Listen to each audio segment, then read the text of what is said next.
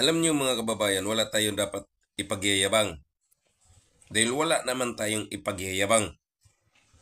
Sobrang yabang mo. Sino ka man, pulpul ka. Sobrang yabang mo. Akala mo may paglalaban ka.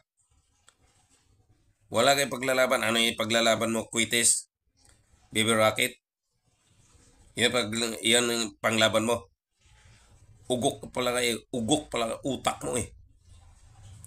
Paglaban mo eh, yung gamitin mo yung Armalite mo. Gago ka pala eh.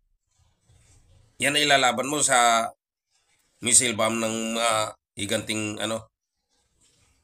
Isang pasabog lang dito ng missile. Ang Pilipinas tunaw na. Ano ay ilalaban mo dyan ng baril mo? Ugok tong taong to ah. Sobrang yabang ah. Akala mo, sino ka? Makasarili ka kasi. Bangag kasi yung utak mo, bangag. Ang nakapag-isip ng ganyan, bangag. Yung mga nag-iisip, makasarili, pag-iisip, bangag yan. Utak adik, bangag.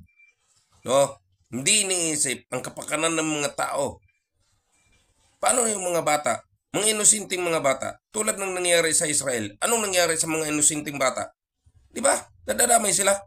Wala kang malasakit sa mga bata na nadadamay. Mga buntis, mga babae. Ano malay nila niyan?